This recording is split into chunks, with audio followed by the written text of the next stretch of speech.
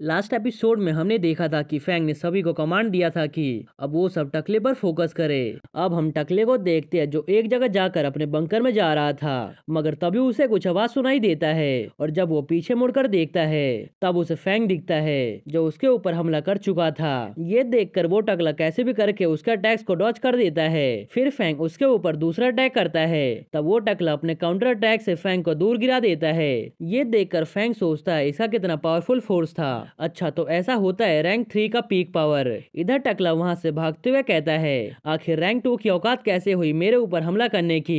तब फैंग उसके पास आते हुए कहता है किसने कहा मैं रैंक 2 का हूँ। तभी एक एक करके सभी बाकी के मेंबर्स उसे घेर लेते हैं। तब टकला कहता है 6 बंदे, इससे क्या फर्क पड़ता है, तुम सब रैंक 2 के ही तो हो। इधर फैंग सोच रहा था इसकी बॉडी से ब्लड क्यों रिलीज हो रहा है, कितना स्ट्रॉन्ग फोर्स है। इधर टकला जी को देखते हुए कहता है आज मैं जरूर किसी को मारने वाला हूँ। तब फैंग सोचता है मुझे यही उम्मीद थी रैंक 3 से, उसने एक ही सेकंड में पता कर लिया आखिर उसके लिए वीक स्पॉट कौन है। तब टकला कहता है मैं किसी को जान से नहीं मारना चाहता हूँ। तब फैंग बोलता है क्या कोइंसिडेंस है, हम भी किसी को जान से नहीं मारना चाहते हैं, हम सिर्फ तुम्हें पकड़ना चाहते हैं ताकि हमें 10 मिलियन मिल जाए। फिर वो सोचने लगता है इस बंदे के पास एडवांटेज है, मगर ये फिर भी वीक बनने का ट्राई कर रहा है, एक सिविल मार्शल आर्टिस्ट वीक होता है। तब टकला कहता है अगर ऐसी बात है तो क्यों ना हम एक डील करें, ये रहे 10 मिलियन, तुम सब उसे लेकर चले जाओ, फर्क नहीं पड़ता कि ये पैसे तुम्हें कौन दे, तुम सबको सिर्फ पैसे ही तो चाहिए ना, मैं तुम्हें पैसे दूंगा, इसके बदले तुम्हें ऐसे एक्ट करना होगा जैसे तुम मुझे जानते ही नहीं हो और ना ही मुझसे कभी मिले हो। ये सब सुनकर फैंग सोचने लगता है ये बैटल नहीं करना चाहता, मैं इसे ट्रिक कर सकता हूँ। फिर फैंग अपना वेपन फेंकते हुए अपने सभी साथियों को वेपन रखने को बोलता है। ये सुनकर रैम उस पर चिल्लाने लगता है। इधर फैंग सोच रहा था अगर मैंने इसे फाइट किया तो जी सबसे बड़ी प्रॉब्लम में आ जाएगी, इसीलिए मुझे सबसे पहले इसे काम डाउन करना पड़ेगा। फिर वो बोलता है अंकल जब हम इस मैटर को पैसे देकर खत्म कर सकते हैं तो इसमें फाइट करने वाली क्या बात है, सही कहा ना अंकल। फिर वो टकला उसे पैसे देता है। तब फैंग पैसों को देखते हुए कहता है मैं समझ गया, तुम उतने एविल भी नहीं हो। तब वो कहता है हाँ मेरी भी कुछ प्रॉब्लम है, जिस पे फैंग बोलता है सही कहा, ये दुनिया बहुत ही क्रूएल है जो आपको एविल बना देती है। तब टकला उससे पूछता है अगर तुमने पैसे काउंट कर लिए है तो मैं यहाँ से चलता हूँ। तब फैंग उसे रोकता है और टैंक टकले के ठीक सामने एक स्वॉर्ड लेकर खड़ा हो जाता है। तब वो चिल्लाते हुए कहता है क्या तुम मुझे ट्रिक कर रहे हो। फिर फैंग उसे कुछ पैसे देते हुए कहता है ये लो 1 मिलियन और इसे काउंट करो। तब उस टकले को कुछ भी समझ नहीं आता।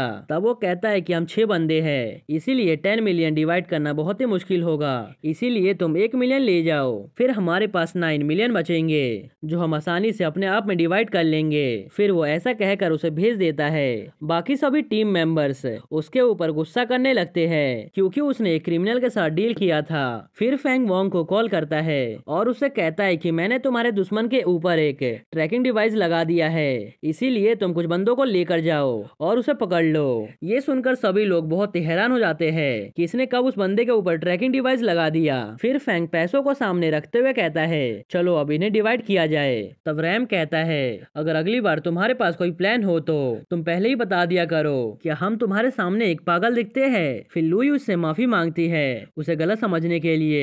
उसके बाद फू फैंग की बहुत ज्यादा तारीफ करने लगता है। तब लुई उससे पूछती है जब वोंग उसे पकड़ लेगा तब वो क्या हमें फी देगा उसे इन्फॉर्मेशन देने के लिए। तब फू बोलता है हाँ बिल्कुल, क्यों ना हम वोंग से जाकर मिले और उसे पर्सनली ये सब बोले। तब फैंग सोचता है हाँ सही कहा, अब वोंग रैंक 4 पर पहुंच चुका है और उसे ढूंढने पर हमें फी भी मिलेगा। फिर फैंग वोंग को ढूंढ लेता है और कहता है मुझे माफ कर दो, अभी हम सब गरीब है, इसीलिए हमने सोचा तुम्हें ढूंढ कर कुछ पैसे कमा ले। तब वोंग कहता है मेरे पास एक रास्ता है, इससे तुम पैसे और फेम दोनों कमा सकते हो, तो क्या तुम वो काम करना चाहोगे। ये सुनकर फैंग उससे वो रास्ता पूछने लगता है, जिसपे फैंग कहता है क्या तुम्हें अभी भी वो बात याद है जो मैंने तुम्हें बताया था, अपने इमोशंस को कैसे कंट्रोल किया जाता है, तुम एंगर से अपने क्यूआई ब्लड को बहुत ज्यादा बढ़ा सकते हो।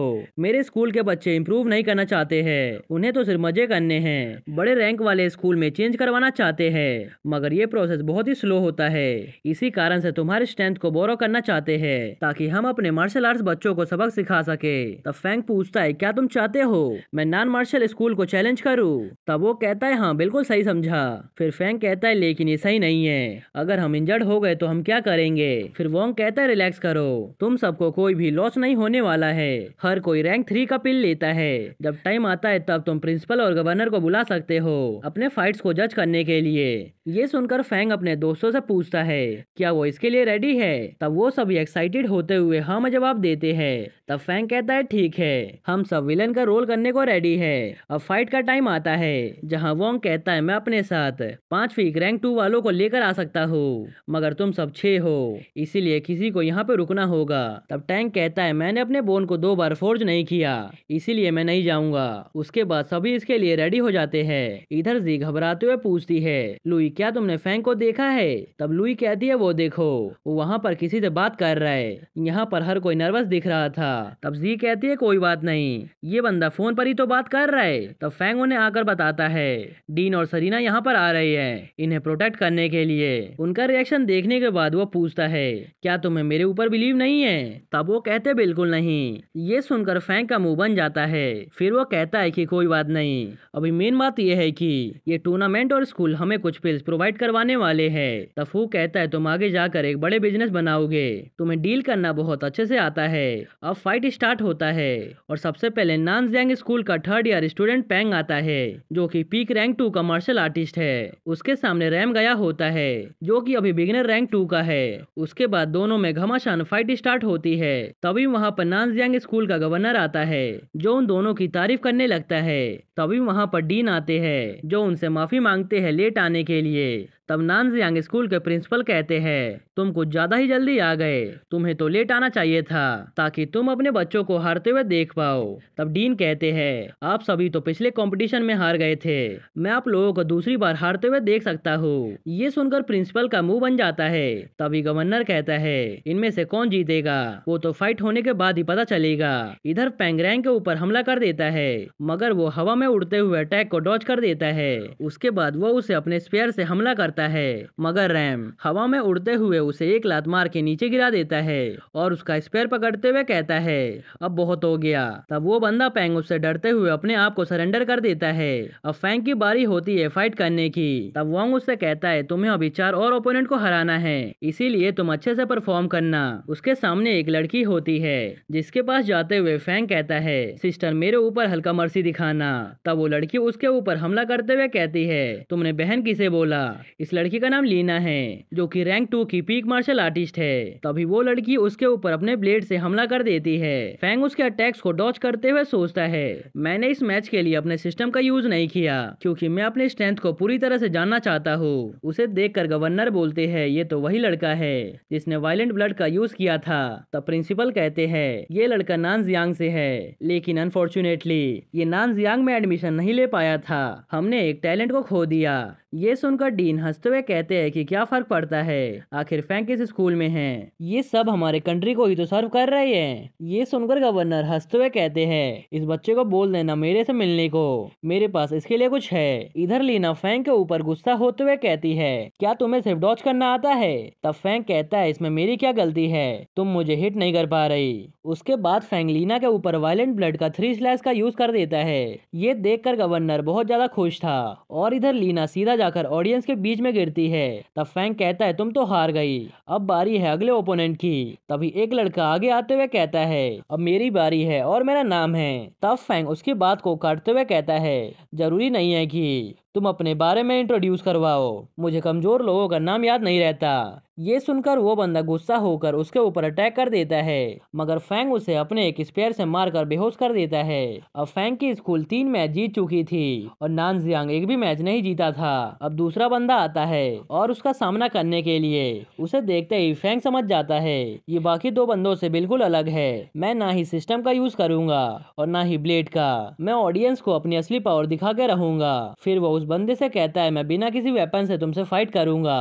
तभी वो बंदा फैंग को एक पंच मार के दूर कर देता है। ये देखकर फैंग सोचने लगता है कि इसका पंच कितना टफ था। वो बंदा उसे एक और पंच मारने जाता है मगर फैंग उसे एक लात मारने वाला था। तभी वो बंदा उसका पैर पकड़ लेता है और उसे दूर गिरा देता है। तभी वो बंदा एक और पंच मारने के लिए बढ़ता है। तब फैंग सोचता है शिट, मैं इस अटैक को डॉज नहीं कर पाऊंगा। तभी वो बंदा उसे बहुत तेजी से पंच मार के दूसरी तरफ फेंक देता है। तब टीचर पूछती है आखिर ये है कौन, क्या इसने कोई फाइट किया है। जिसपे वोंग कहता है इस बच्चे का नाम गू है। ये मिलिट्री फैमिली से बिलोंग करता है। इधर गू वापस से फैंग के ऊपर हमला करने के लिए बढ़ता है। तब फैंग भी गुस्से में कहता है, क्या मैं तुम्हें वीक दिख रहा हूँ? फिर वो दोनों एक दूसरे के पंच को काउंटर करने लगते हैं, जिस कारण से बहुत ही तेजी का साउंड आता है। ये देखकर तो सभी लोग हैरान थे। तब डीन गवर्नर से कहते हैं, हमारे स्कूल के बच्चे रिसोर्सेज पर डिपेंड नहीं रहते। अगर फैंग के अंदर फाइट करने की इच्छा नहीं होती तो वो कभी भी टॉप रैंक पर नहीं पहुंच पाता, और अगर ये फाइट चलता रहा तो बहुत इंजरी आएगी। इसीलिए चलो इसे टाई समझते हैं और इन्हें रोक देते हैं। मगर गवर्नर उसे ऐसा करने से रोक देता है। इधर फैंग गुस्से में अपने सिर से गू के सिर पे मारे जा रहा था। फिर वो उसे लात मारते हुए सोचता है कि मैं सिस्टम के बिना बहुत ही कमजोर हूँ, मैं तो मुश्किल से इससे फाइट कर पा रहा हूँ। उस लात के कारण से गू सीधा अरीना के बाहर जाकर गिरता है, जिसे देखकर सब शॉक्ड होते हैं।